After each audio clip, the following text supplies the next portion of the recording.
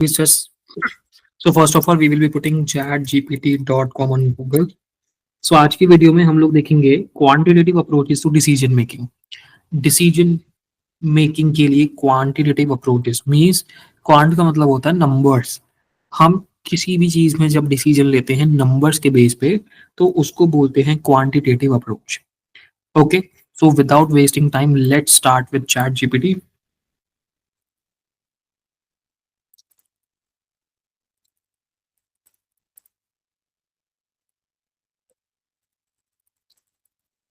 I have just put here quantitative approaches to decision making. So it is giving me the data. ये मेरे को बता रहा है कि भाई it involves mathematical, statistical and computational techniques,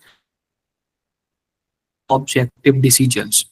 ठीक है, इसके अलावा why we should use quantitative approach। ठीक है, और कौन कौन से अप्रोचेस होते हैं, linear programming, decision trees, simulation models, forecasting techniques, break even analysis, inventory models. ठीक है, और queuing theory, game theory, network models और सीबीए, कॉस्ट बेनिफिट एनालिसिस। तो उन सभी चीज़ों के बारे में इसने बताया। अब अगर आपको इन चीज़ों के बारे में पढ़ना है तो let's see one by one कि इसके अंदर क्या होता है। तो we are starting with linear programming. Linear programming के इसको थोड़ा सा ना ह्यूमनाइज करते हैं, इतना बहुत टिपिकल बुक जैसा लग रहा है। तो मैं उसको पूछूं लीनियर प्रोग्रामिंग के बारे में बता।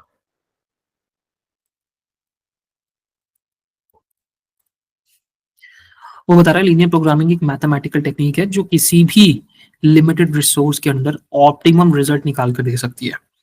ठीक है, एक ऑब्जेक्टिव फंक्शन होता है और उसमें कुछ कंस्ट्रेंट्स होते हैं, सभी वेरिएबल लीनियर होते हैं। ठीक है, तो एक्स और वाई हमारे पास दो चीज हो गई, और वो क्या करते हैं, एक्स और वाई के बीच एक रिलेशन सेट करके देते हैं जिसको कहते हैं, और वो जो इक्वेशन या रिलेशन वो सेट करते हैं वो एक लीनियर होता है। दैट मीन्स वो एक एक्स और वाई की जो पावर होती है उसमें एक सिंगल होती है। इसके बाद अगला चलते हैं डिसीजन ट्रीज। डिसीजन ट्री क्या होता है, अब मैं बताता हूँ डिसीजन ट्री के बारे में बताओ। चलो, उसने डिसीजन ट्री करना स्टार्ट किया। तो डिसीजन ट्री में वो बोल रहा है कि मेरे को एक ट्री स्ट्रक्चर जिसमें नोड्स होते हैं और चांस नोड्स और एंड नोड्स होते हैं। तो बेसिकली करना क्या होता है, नोड बाय नोड प्रॉब्लम को सॉल्व करना होता है जिससे हमें एक ऑप्टिमम सोल्यूशन मिल जाता है। ठीक है, अब अगला चलते हैं नेक्स्ट। उसने बताया था सिमुलेशन मॉडल्स।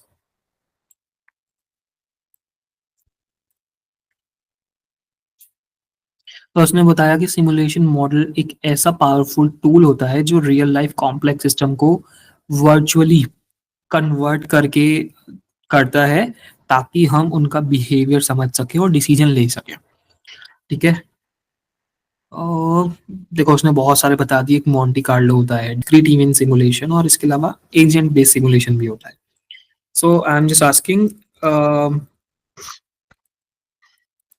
एग्जाम्पल से बताओ। एग्जाम्पल मांगा समझने के लिए, तो वो बोल रहा है कि एक सिनेरियो लेते हैं। एक बैंक में सिर्फ एक काउंटर है, कस्टमर्स रैंडमली आते हैं और हर कस्टमर को सर्विस देने का टाइम भी वेरी करता है। ठीक है, किसी का टाइम ज्यादा हो गया, किसी का टाइम कम हो गया। मैनेजर ये समझना चाहता है कि एवरेज वेटिंग टाइम क्या है, हर दिन कितने कस्टमर सर्व हो पाते हैं और कब ज्यादातर भीड़ होती है। तो इसके लिए कस्टमर पर आवर ले लिया, अजम्पशन लिया है कि 10 आवर हमारे पास। ठीक है, बैंक वर्किंग आवर्स हो गए 8 आवर्स, सर्विस टाइम पर customer is random, let's say 4 to 10 minutes का ले लिया। Simulation period is 1 day. तो सिमुलेट किया, कस्टमर 1 आया, अराइवल टाइम 0 पे आया, 6 मिनट की सर्विंग की। ठीक है, 0 पे स्टार्ट किया, 0 पे उसका स्टार्ट टाइम 0 था, वेट टाइम कुछ नहीं था क्योंकि उसने वेट नहीं किया क्योंकि सबसे पहला कस्टमर था, और एंड कितने पे किया, 6 पे। दूसरा जो कस्टमर आया वो थर्ड टाइम पे आया। तो अब देखो पहले वाले को 6 मिनट लगे, जब वो 3 मिनट पे आया तो उसको कितने मिनट का वेट करना पड़ा, 3 मिनट का। इसका सर्विस 5 मिनट की थी। ठीक है, जब वो 6 पे गया तो 6 पे इसने स्टार्ट किया और 5 और ऐड कर देंगे क्योंकि इसकी 5 मिनट की सर्विस थी, तो वो हो गया 11। इसी तरह से नेक्स्ट कस्टमर जो आया वो 7वें मिनट पे आया था। ठीक है, और ये बंदा फ्री हुआ था 11 मिनट पे। जब ये 11 पे फ्री हुआ तो 11 में से 7 माइनस करेंगे 4, दैट मीन्स इसका वेटिंग टाइम 4 था। ठीक है, इसके अलावा जब इसने फ्री हुआ तब इसका स्टार्ट हुआ, तो 11 पे हुआ। एंड इसका सर्विस टाइम हमने था 7 मिनट का, तो 11 + 7 18। तो इसी तरीके से हर एक कस्टमर का हम लोग निकाल सकते हैं, और एवरेज वेटिंग टाइम जो होगा, हमने 5 लोगों का टाइमिंग ले लिया और उसको 5 से डिवाइड कर दिया, तो हमारा 4.6 मिनट आ गया कि this is your average waiting time. तो हमने हर एक पर्सन का वेटिंग टाइम फाइंड किया एंड देन उसका एवरेज ले लिया। तो इस तरीके से जब हम इंटरप्रेट करते हैं तो इसको बोलते हैं सिमुलेशन मॉडल। अब मैं उसको बोलता हूँ कि भाई मेरे को बाकी के बारे में भी समझा दो क्रिस्प में।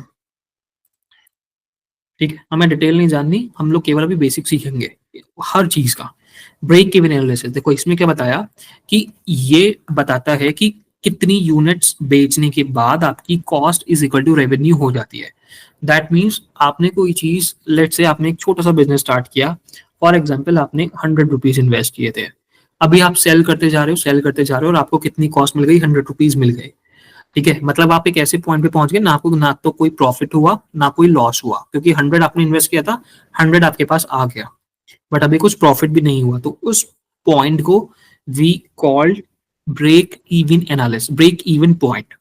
ठीक है, ब्रेक इवन पॉइंट क्या होता है, fixed cost divided by selling price minus variable cost per unit, और ऐसा करके निकाल लेते हैं।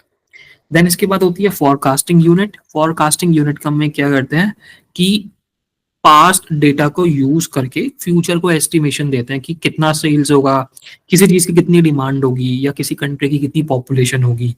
ठीक है, इसमें मूविंग एवरेज, एक्सपोनेंशियल स्मूथिंग और रिग्रेशन एनालिसिस, ये सब अलग अलग इसके टेक्निक्स होती है।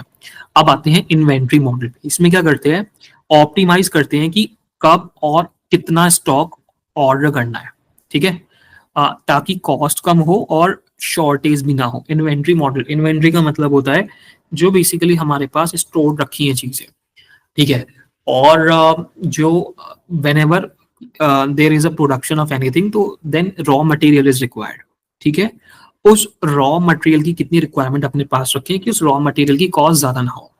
किसी भी रॉ मटेरियल को स्टोर करने के लिए एक कॉस्ट लगती है, जिसको इन्वेंट्री कॉस्ट कहते हैं। क्योंकि कोई भी जो रॉ मटेरियल होगा, इन्वेंट्री होगी, राइट, उस इन्वेंट्री को स्टोर करने के लिए प्लेस भी चाहिए, उसको एनवायरनमेंट भी चाहिए, राइट। तो उसमें एक कॉस्ट लगती है जिसको इन्वेंट्री कॉस्ट कहते हैं। तो इन्वेंट्री मॉडल्स क्या करते हैं, वो मुझे ये बताता है कि आप कितनी इन्वेंट्री स्टॉक स्टोर करो कि आपका कभी वो कम भी ना पड़े, कॉस्ट भी मिनिमम लगे।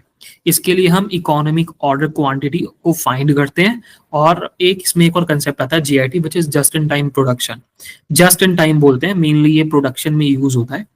ठीक है, इसके बाद अगला आ गया क्यूइंग थ्योरी। क्यूइंग थ्योरी का मतलब, क्यू का मतलब होता है लाइन, मतलब वेट करने वाला। तो कस्टमर का वेट और सर्विस टाइम को मॉडल करते हैं ताकि वेटिंग टाइम या कॉस्ट बिल्कुल मिनिमम रहे। ठीक है, इसका जो बेसिक यूज होता है दैट इज इन बैंक्स और हॉस्पिटल में होता है। ठीक है, कॉल सेंटर्स में और टोल बूथ पे होता है। Next we are moving to both game theory. Game theory क्या होता है, इसमें क्या करते हैं कि हम मल्टीपल प्लेयर्स की स्ट्रैटेजिक डिसीजन एनालिसिस करते हैं, जब हर किसी का डिसीजन दूसरे पर डिपेंड करता है। एग्जाम्पल, दो कंपनीज प्राइस वॉर में है कि एक लो करती है तो बी का क्या करेगा। ठीक है, मतलब एक कंपनी ने अपने प्रोडक्ट का प्राइस लो कर दिया, अब दूसरी क्या करेगी, दूसरी के प्रोडक्ट कम बिकेंगे, जिसने कम किया है प्राइस उसके ज्यादा बिकेंगे। तो जो दूसरी वाली कंपनी है वो भी अपने प्रोडक्ट का प्राइस कम कर देगी, सामने वाली कंपनी कितना तक लो करेगी। इन्हीं चीजों को एक गेम में खेल के और वहां पे हमारे बिजनेस डिसीजन लिए जाते हैं। This is use for business compensation, negotiation, bidding politics etcetera. Now moving to the next which is network model. Network model, इसमें पर्ट और सीआरएम आते हैं। ठीक है, इसमें होता क्या है, लार्ज प्रोजेक्ट का टाइम एंड सीक्वेंस प्लान करते हैं, कौन कौन सा टास्क पहले हो, कौन सा क्रिटिकल है। ठीक है, there are lots of task, बहुत सारे छोटे छोटे प्रोसेस होते हैं कंप्लीट प्रोसेस के अंदर।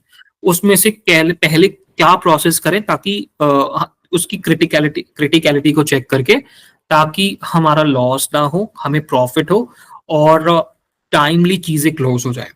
ये मेनली जो होता है वो प्रोजेक्ट मैनेजमेंट में होता है, कंस्ट्रक्शन में होता है, एंड सॉफ्टवेयर डेवलपमेंट में होता है। अब इसके बाद एक और आता है CBA, which is cost benefit analysis. तो हर ऑप्शन का टोटल कॉस्ट और टोटल बेनिफिट को कंपेयर करते हैं, ठीक है, choose the one which is highest net benefit, benefit minus cost, मतलब बेनिफिट जो हाई देता है उसके अकॉर्डिंग उस पे हम काम करते हैं, ठीक है। इसमें गवर्नमेंट पॉलिसीज हो गई, बिजनेस इन्वेस्टमेंट और सोशल प्रोजेक्ट्स होते हैं, वो इन सारी चीजों पे काम करते हैं। So these are the 10 quantitative approaches which we can use in decision making in various industries, or you can say in real life also. So I hope this is clear to everyone.